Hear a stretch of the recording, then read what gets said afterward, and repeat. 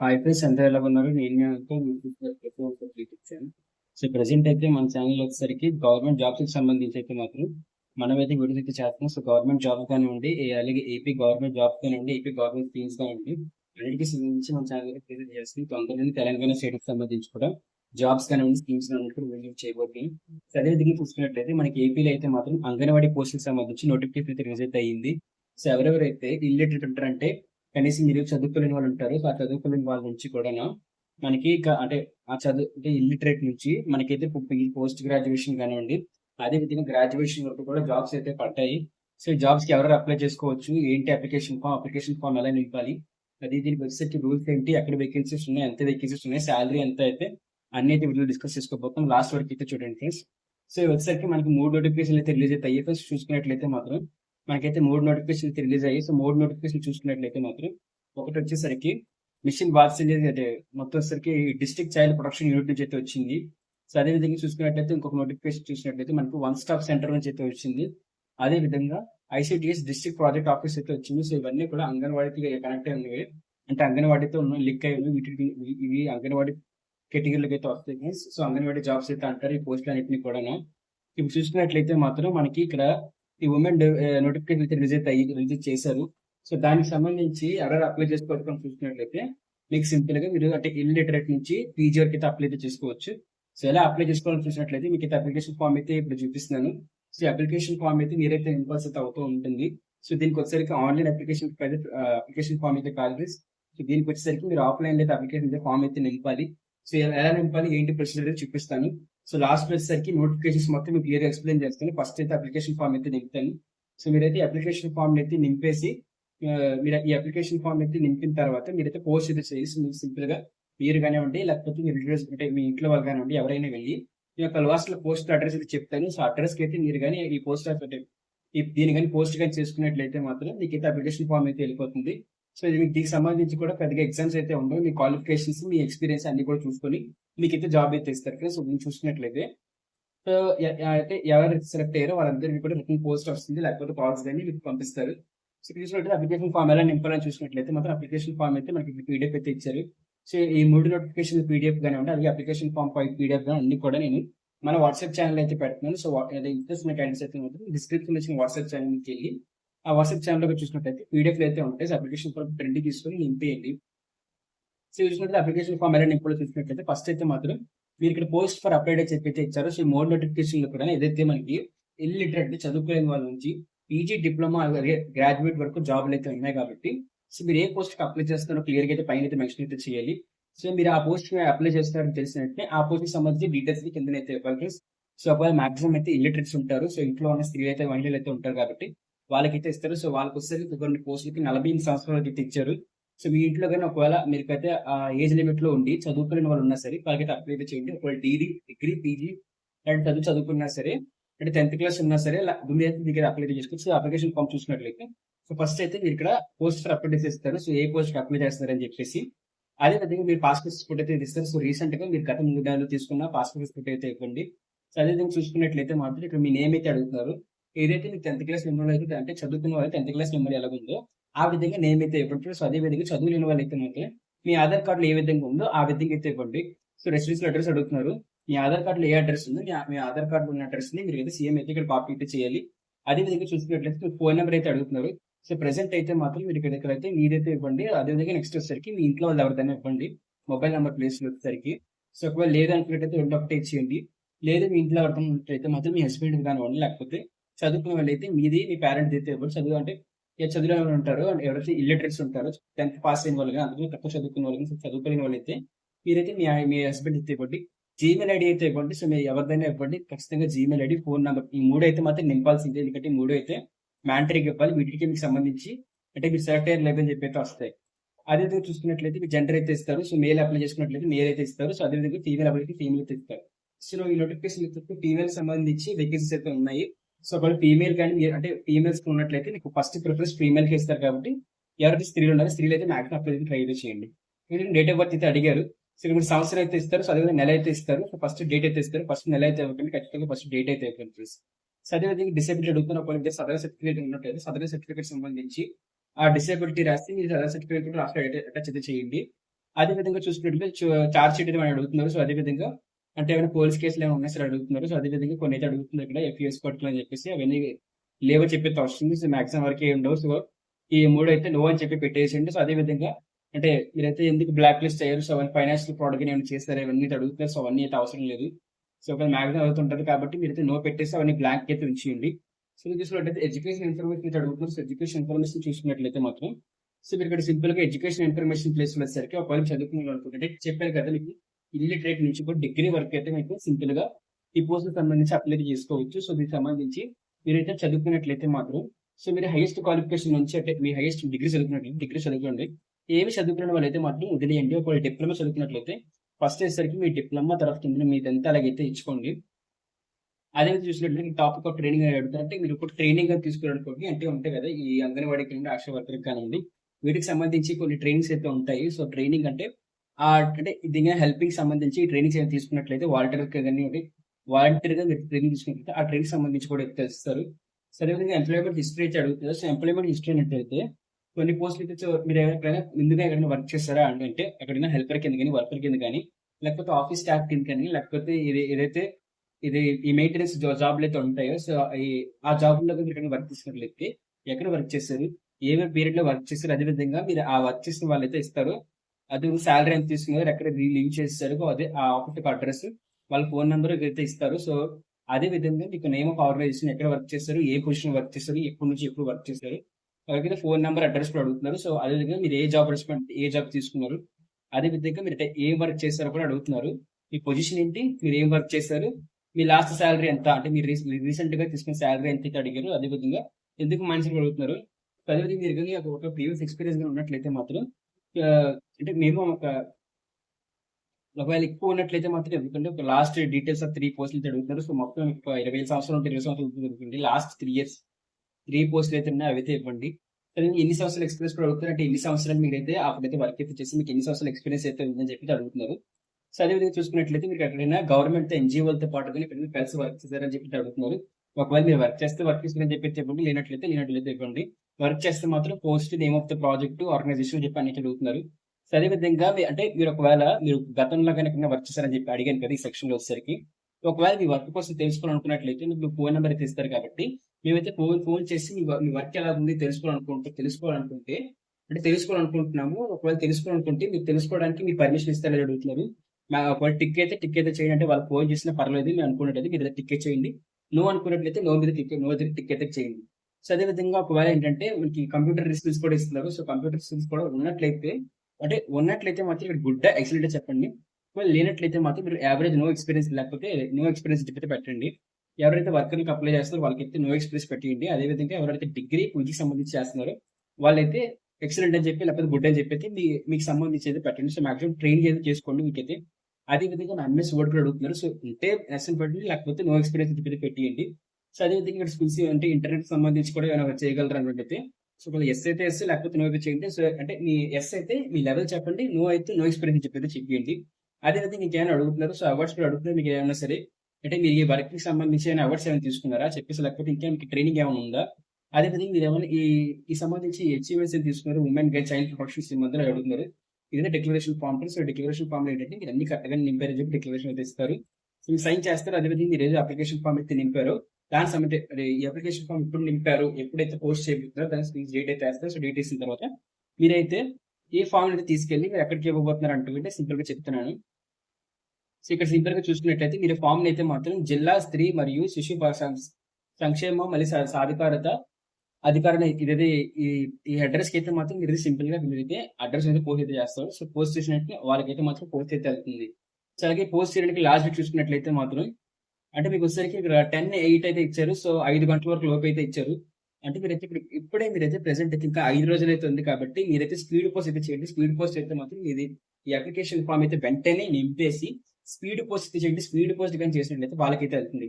ఒకవేళ మీకనే కాదు ఫ్రెండ్స్ మీ ఇంట్లో గాని చదువుకునే వాళ్ళు ఎవరైతే ఉంటారో వాళ్ళందరికీ కూడా వీడియో అయితే చాలా ఎక్కువ షేర్ అయితే చేయండి. వాట్సాప్ గ్రూప్స్‌లో కానివ్వండి అన్నిట్లో కూడా షేర్ అయితే చేయండి. ఎందుకంటే చాలా తక్కువ టైం ఉంది. 5 రోజులైతే ఇచ్చారు. సో 5 రోజుల్లో అయితే మాత్రం ఖచ్చితంగా అయితే మీరు షేర్ చేయండి. ఒకవేళ ఇప్పుడే గాని వీడియో చూస్తున్నట్లయితే ఖచ్చితంగా మీ అన్ని గ్రూప్స్‌లో కూడా ఈ వీడియో షేర్ అయితే చేసేయండి. ఎందుకంటే చాలా తక్కువ టైం అయితే ఉంది. మాక్సిమం కొంతమంది రీచ్ అయ్యే టైంకి అప్లికేషన్ డేట్ కూడా లాస్ట్ డేట్ కూడా అయిపోతుంది. సో నేను కూడా వీడియో చేసేది చాలా లేట్ అయితే అయిపోయింది. ఇది కొంచెం బిజీస్ వల్ల. సో చూసుకున్నట్లయితే ఏ స్కీమ్స్ అయితే ఇచ్చారు కూడా ఇస్తారు. సో అదే ఏజ్ చూసుకుందాం. ఏజ్ అంటే మీకు మొత్తం నోటిఫికేషన్ చదివినప్పుడు అయితే మాత్రం నేను ఇదే ఇస్తాను. సో ఇక్కడ చూసుకున్నట్లయితే మాత్రం మనకి ఇక్కడ 3 సెక్టార్లు ఇచ్చారు కాబట్టి నేనైతే ఒకటి చూసుకుంటాను. ఒక సో చూసుకున్నట్లయితే ఫస్ట్ నోటిఫికేషన్ చదివితే ఫస్ట్ నోటిఫికేషన్ వచ్చేసరికి మనకి డీసీ నుంచి వచ్చింది. డిస్ట్రిక్ట్ చైల్డ్ ప్రొటెక్షన్ నుంచి అయితే వచ్చింది. సో దీనికి సంబంధించి పోస్టులు అయితే ఇక్కడైతే ఒకటే ఉన్నాయి. సో కొన్ని దగ్గర ఎక్కువ ఉన్నాయి, కొన్ని దగ్గర తక్కువ అయితే ఉన్నాయి. సో వచ్చేసరికి ప్రొడక్షన్ ఆఫీసర్ వచ్చేసరికి 27,000 శాలరీ అయితే ఉంటుంది. అదేవిధంగా కౌన్సిలర్ వచ్చేసరికి 18,000 శాలరీ. స్పెషల్ వర్కర్ ఫీమేల్ అయితే చెప్పారు కదా, కొన్ని ఫీమేల్ అయితే ఇస్తున్నారు. సో ఫీమేల్ కి అయితే 18,500 శాలరీ అయితే ఉంటుంది. అకౌంటెంట్ కి వచ్చేసరికి 18,500, డేటా అనలిస్ట్ కి వచ్చేసరికి 18,500, అలాగే అవుట్ రీచ్ వర్కర్ కి వచ్చేసరికి 10,500 రూపాయలు. అదేవిధంగా ఐఏఎస్ వర్క్ కి వచ్చేసరికి ఓన్లీ ఉమెన్ కి అయితే 7,000 రూపాయలు అయితే వస్తున్నాయి. సో పార్ట్ టైం డాక్టర్ కి వచ్చేసరికి 9,000, ఒక 10,000 వరకు అయితే వస్తున్నాయి. సో అది చూసుకున్నట్లయితే మాత్రం ఈ పార్ట్ టైం అయితే పార్ట్ టైం అయితే వస్తుంది. ఇది ఉంటుంది. అదే విధంగా మీరైతే ఇది డిస్ట్రిక్ట్ తర్వాత తీసుకున్నట్లయితే మాత్రం సో దీనికి సంబంధించి ఎడ్యుకేషన్ క్వాలిఫికేషన్స్ కూడా మనకి కిందనైతే ఉంటాయి. సో దీనికి సంబంధించి అయితే మాత్రం ప్రొడక్షన్ ఆఫీసర్కి అయితే మాత్రం పోస్ట్ చెప్పాను కదా, గ్రాడ్యుయేషన్ కూడా ఉంటాయి. గ్రాడ్యుయేషన్ సంబంధించిన పోస్టులు కూడా ఉన్నాయి. సో గ్రాడ్యుయేషన్ సంబంధించి పోస్టులు అయితే మాత్రం ఖచ్చితంగా గ్రాడ్యుయేషన్ ఉండాలి. సో గ్రాడ్యుయేషన్ ఎందులో ఉండాలంటే హ్యూమన్ రైట్స్ కానివ్వండి, సైకాలజీ కానివ్వండి, ఫిజియోథెరపీ కానివ్వండి, కమ్యూనిటీ రీసెర్చ్ కానివ్వండి. సో దీనికి సంబంధించి అయితే మాత్రం గ్రాడ్యుయేషన్ అయితే ఉంటాయి. సో ఈ కోర్స్ అయితే చాలా తక్కువ చదువుకుంటారు. మీ చుట్టాలో చదువుకుంటారు ఖచ్చితంగా ఇవ్వండి. అదేవిధంగా పోస్ట్ వచ్చి graduation in school of working sociology child development అయితే ఇచ్చారు. సో కౌన్సిలర్ కి అయితే వచ్చేసరికి మాత్రం graduate in school of working. అదే విధంగా చూసుకున్నట్లయితే ఏజ్ చూడండి, ఏజ్ వచ్చేసరికి మాత్రం మీకు 25 నుంచి 42 సంవత్సరాలు అయితే ఇచ్చారు. 10th క్లాస్ అంటే 10th అంతకన్నా తక్కువ ఎడ్యుకేషన్ క్వాలిఫికేషన్స్ కిందనైతే ఉంటాయి. నేను చెప్తాను లాస్ట్ నోటిఫికేషన్ అయితే ఉంటుంది. సో కొంచెం అయితే చూడండి. సో కొంచెం చూసినట్లయితే మాత్రం మీకు అన్ని పోస్టులకు అర్థమైతే అవుతుంది. సో ఇక్కడ చూసినట్లయితే 25 నుంచి 42 ఇయర్స్ అయితే ఇచ్చారు. సో వచ్చేసరికి ఏజ్ రిలాక్సేషన్ కూడా అప్లికేబుల్ అయితే అవుతుంది. సో పైన అయితే మెన్షన్ చేసి మీరు క్లియర్ గా చూసుకుంటే ఒకసారి ఏజ్ రిలాక్సేషన్ కూడా వాళ్ళైతే మెన్షన్ అయితే చేశారు. సో అంటే ఏజ్ రిలాక్సేషన్ కూడా జరుగుతుంది. Age relaxation provide as per government rules of forces అని చెప్పేసి.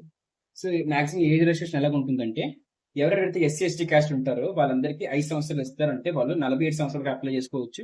అదే విధంగా ఎవరెవరైతే బీసీ క్యాస్ట్ ఉంటారో వాళ్ళకైతే 3 సంవత్సరాలు అయితే ఇస్తారు. సో వాళ్ళైతే మాత్రం 45 సంవత్సరాలకు అప్లై చేసుకోవచ్చు. సో 25 నుంచి 40 సంవత్సరాలు అంటే మీ ఇంట్లో మీ మదర్స్ కానివ్వండి, లేకపోతే మీకు సంబంధించిన చుట్టాలు కానివ్వండి, ఈ ఏజ్ సంబంధించి ఉన్న వాటిలో అయితే మీకు శాలరీ కూడా ఇచ్చారు. సో 27,000 అని చెప్పేసి. సో విధంగా 18,000 అయితే మీకు సేమ్ ఏజ్ రిలాక్సేషన్ ఉంటుంది. సో సింపుల్ గుర్తుపెట్టుకోండి, 25 నుంచి ఎస్సీ ఎస్టీ క్యాస్ట్ వాళ్ళకి 47, ఓబీసీ బీసీ వాళ్ళకి ఓసీ వాళ్ళకి అయితే 45 సంవత్సరాలు అయితే ఉంటుంది. సో అదే చూసుకున్నట్లయితే అకౌంట్ డేటా అనలిస్ట్ అయితే ఇచ్చారు. సో డేటా అనలిస్ట్ వచ్చేసరికి మాత్రం సింపుల్ గా గ్రాడ్యుయేషన్ స్టాటిస్టిక్స్ మ్యాథమెటిక్స్ కావాలి, కామర్స్ కావాలి. అకౌంటెంట్ వచ్చేసరికి గ్రాడ్యుయేషన్ డిగ్రీ ఇన్ బీకామ్ కానివ్వండి అవైతే కావాలి.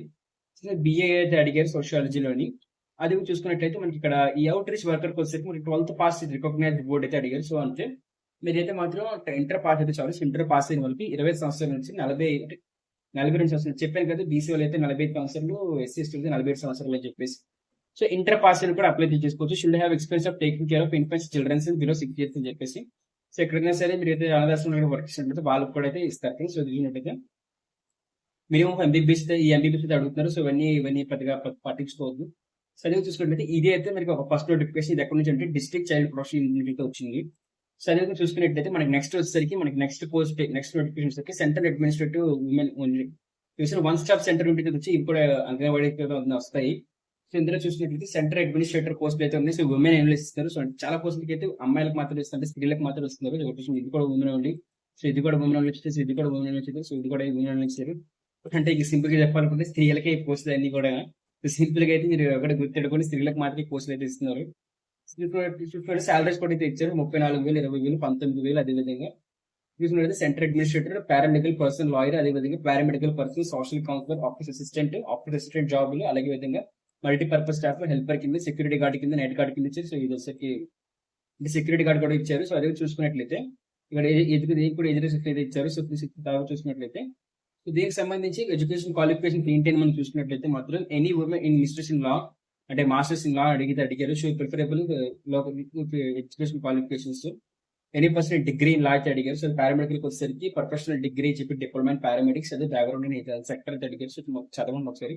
ఈ క్వాలిఫికేషన్ అంటే చాలా పెద్దది అయిపోతుంది కాబట్టి వీడియో అయితే కొంచెం నేను తగ్గిస్తున్నాను. తర్వాత చూసుకున్నట్లయితే మాత్రం మీకు ఆఫీస్ అసిస్టెంట్ అయితే అడిగారు. ఆఫీస్ అసిస్టెంట్ వచ్చేసరికి మాత్రం సింపుల్ గా ఎనీ పర్సన్ విత్ గ్రాడ్యుయేట్ అయితే అడిగారు. సో అదేవిధంగా చాలా మంది అయితే అంటే మీరు ఎంతగానో చెప్పారు కదా, ఇల్లిటరేట్స్ కూడా అప్లై చేసుకోవచ్చు. అంటే చదువు లేనివారు కూడా అప్లై చేసుకోవచ్చు. Any person is illiterate with knowledge. అంటే మీరైతే అంటే అదే విధంగా experience of working of relevant domain. సింపుల్‌గా వర్క్ చేసి చెప్పాలంటే ఇల్లిటరేట్ విత్ నాలెడ్జ్ అని చెప్పినట్లయితే ఇక్కడ మీకు చదువు లేకపోయినా పర్వాలేదు కానీ ఏం వర్క్ చేయాలి, ఎలా వర్క్ చేయాలి అని చెప్పి తెలిసి ఉన్నట్లయితే ఖచ్చితంగా మీరు అప్లై చేసుకోవచ్చు. దీనికి కూడా 25 సంవత్సరాల నుంచి 47 సంవత్సరాలు అయితే ఎస్సీ, ఎస్టీ వాళ్ళకైతే 47 సంవత్సరాలు. ఓసీ వాళ్ళే ఓసీ గాని, బీసీ గాని 45 సంవత్సరాలు. ఏజ్ రిలాక్సేషన్ కాకుండా అయితే మీకు 42 సంవత్సరాలు అయితే ఉంటుంది. అదే విధంగా ఇక్కడ వచ్చేసరికి సెక్యూరిటీ గార్డ్ ఉమెన్ ఓన్లీ తీరల్లోనే ఎవరికైతే any person have 2 years experience of working a security person అని చెప్పి government recruit organization in district wise are sheet preference. అంటే ఎక్కడైనా సరే మీరు ఒక అంటే మీరు ఎక్కడైతే గార్డ్ కింద అయితే ఉంటారు. చాలా మంది చాలా ఆఫీసుల్లో కూడా పిఎల్ కింద అయితే బయట అయితే ఉంటారు కదా. అంటే వాళ్ళకి కూడా ఉంటుంది. సో సెక్యూరిటీ పర్సన్స్ కింద అయితే మాత్రం మీరు ఏదైనా రిప్యూటెడ్ కంపెనీలో పనిచేసి ఉంటుంది. మీరు అప్లై చేసుకోవచ్చు. దీనికి కూడా సేమ్ ఏజ్ రిలాక్సేషన్ అయితే ఇచ్చారు. సో దీనికి కూడా సంబంధించి చెప్పాను కదా, మీరైతే సింపుల్ గా దీనికైతే ముందు ఇచ్చిన అప్లికేషన్ ఫామ్ అయితే నింపేసి దీనికి ఈ అడ్రస్ కి అయితే పంపిస్తారు. చెప్పాను కదా, టైం అయితే చాలా తక్కువ ఉంది. సో చాలా చాలా తక్కువ ఉంది. 5 రోజుల్లో ఉంది. సో మీరైతే అప్లై అయితే చేసుకోండి. సో అదేవిధంగా చూసుకున్నట్లయితే మాత్రం మీకు ఇక్కడ లాస్ట్ వచ్చేసరికి మీకైతే సింపుల్ గా ఇక్కడ ఐసీడిఎస్ ఇది ఐసీడిఎస్ కి ఇచ్చారు. సో ఐసీడిఎస్ మాక్సిమం ఒకసారి అప్లై చేసుకుంటే ఐసీడిఎస్ కి అప్లై చేసుకుని ట్రై అయితే చేయండి. సో కొంచెం పెద్దది కాబట్టి మనకి అదే విధంగా చూసినట్లయితే ఇక్కడ కూడా మనకి ఇచ్చారు district coordinator, blank project coordinator. ఇక్కడ మనకి అడ్రస్ కూడా ఇచ్చారు. సో ఎక్కడెక్కడ ఉండబోతున్నాయి అని చెప్పేసి. సో పలమీర, బంగాళాపురం, అంటే బంగారు పాలెం, అది పలమనేర, బాయిరెడ్డిపల్లి, శాంతిపురం, కుప్పం అని చెప్పేసి పుంగునూరు, ఇలా చాలా చాలా రకాల వాటికైతే మాత్రం ప్లేసెస్ లో మాత్రం మనకైతే ఇచ్చారు. సో తర్వాత చూసినట్లయితే మాత్రం మనకి దీనికి కూడా ఎడ్యుకేషన్ క్వాలిఫికేషన్స్ అన్ని కూడా అయితే ఇచ్చారు. సో దీనికి గ్రాడ్యుయేట్ కావాలి. దీనికి గ్రాడ్యుయేట్ తో పాటు కొన్ని సర్టిఫికేట్స్ కూడా కావాలి.